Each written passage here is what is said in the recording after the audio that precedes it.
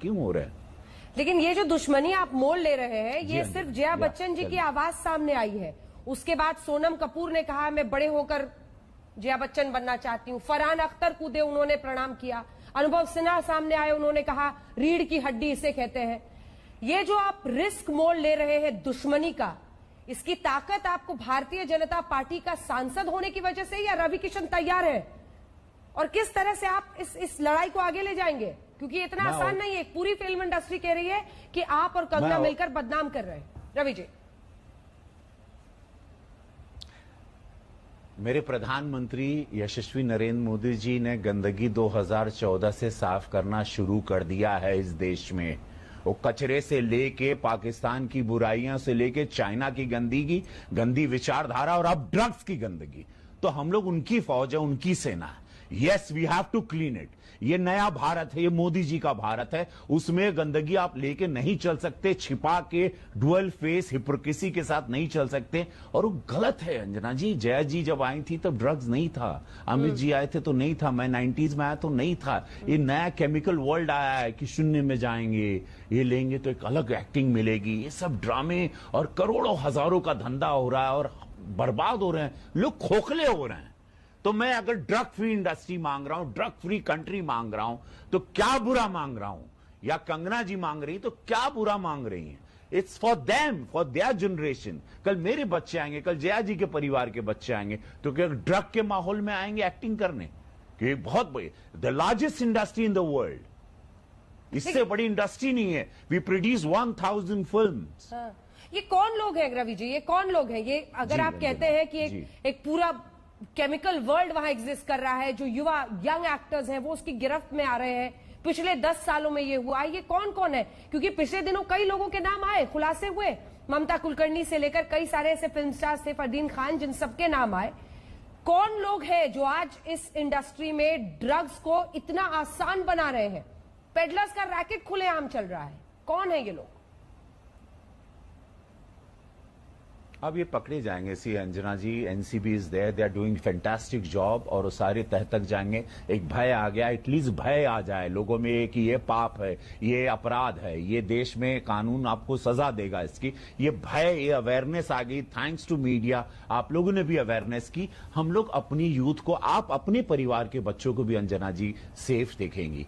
हम लोगों को ये भय लाना था कि ये अपराध है, ड्रग्स एक अपराध है, अगर अब इसका सेवन अपराध है, आपकी मौत तो हो रही है, लेकिन इसको हमारे देश में, भारत में, और जहां पर अब मोदी जी की सरकार है, यहां पर तो अब तो भैया मुश्किल है। तो मैं हाथ जोड़कर निवेदन करता हूं, मेरी लड़ाई और कुछ नहीं है। मुझे मेरा क्या होगा? मुझे मार देंगे लोग, मैं पूरे माफियाओं से पंगा ले रहा हूं, इंडस्ट्री से ले रहा हूं, आई डोंट केयर। ये ड्रग डिफेंस लीग क्यों बन रहा है? में कभी कोई कंट्रोवर्सी नहीं की। नहीं, ये ड्रग डिफेंस लीग वहां पर क्यों बन रहा है? क्योंकि बहुत सारे सितारे हैं जो कह रहे हैं ये सिर्फ बदनामी के लिए साजिशन किया जा रहा है। उनका भी एंगल समझिए। वो ये कह रहे हैं कि आप लोग बॉलीवुड को बदनाम कर रहे हैं। ये सरकार जो केंद्र में बैठी है वो बॉलीवुड को बदनाम कर रही है, साजिशन कर रही है। अगर एक दो लोग ऐसे पकड़े जाते तो कार्रवाई कीजिए उस पर रवि किशन जी को देश की संसद में खड़े होकर बोलने की क्या जरूरत थी? एनसीबी तो कार्रवाई कर ही रही है। रवि जी, नहीं अंजना जी, ये बात को आवाज उठाना है, बिकॉज ये देश के हर पॉकेट में है।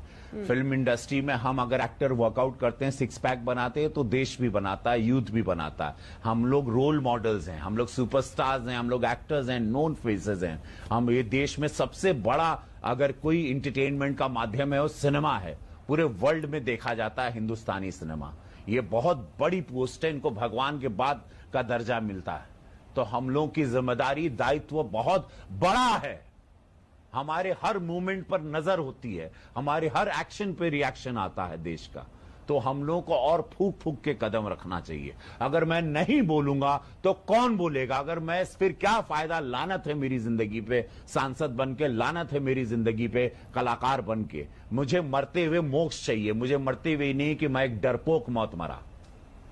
ये ड्रग्स को डिफेंड करने वाला ये लीग क्यों बन रहा है रवि किशन जी? ये तमाम लोग जो केंद्र का विरोध करते करते अब ड्रग्स के मुद्दे पर भी इस तरह के सवाल खड़े कर रहे हैं। ये जो एक लीग बन रहा है वहां पर, ये क्यों बन रहा है?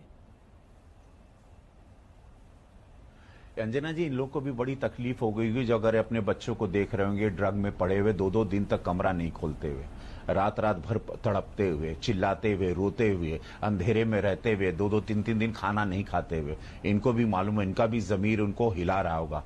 सी fine, they are having drinks and all, it was fine, it's cool, इतना चल रहा था, फाइन। बट केमिकल, आप स्ट्रेट पॉइजन ले रहे हैं, आप केमिकल्स पे आ रहे हैं, आप स्ट्रेट पागल बना रहे हैं, आप खत्म कर रहे हैं, आप कि आपको टोन डाउन करना है और आपको ये बहुत गंदी गंदी इसके थॉट्स आ गए और इस तरह से हर पार्टीज में इसको फेंक दिया गया और एडिक्ट कर दिया गया। ओ वी आर कूल, ओ एकदम शून्य में जा रहे हैं, शरीर हल्का हो गया, एकदम लीन लग रहे हैं, फ्रेश लग रहे हैं और एक्टिंग में एकदम जीरो में चले जाएंगे। एक्टिंग क्या पकड़ेंगे, एनर्जी लेवल क्या आएगा, ये सब एक रविश है। हम लोग की ऐसी स्कूलिंग नहीं हुई, हमारी ट्रेनिंग एकदम खतरनाक रॉ हुई थी एक एक्टर के रूप में और देश प्यार करने लगा, तभी 650 फिल्में की हैं, तभी देश मोहब्बत करता है हमारी एक्टिंग से और अनगिनत रूप धारण किए मैंने फिल्मों में।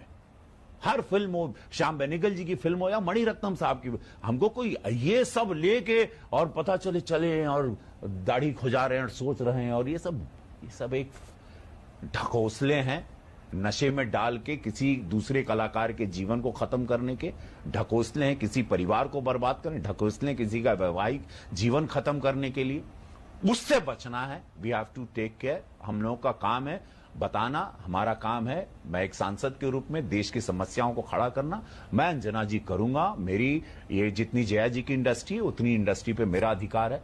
30 साल मैंने भी दिए हैं और सबके साथ काम किया, सारे मेरे मित्र हैं, हम सबके साथ काम किया। मैं उनको या आने वाले समय में डूबते या खत्म होते या तड़पते हुए मरते हुए नहीं देखना चाहता हूं। मैं बहुत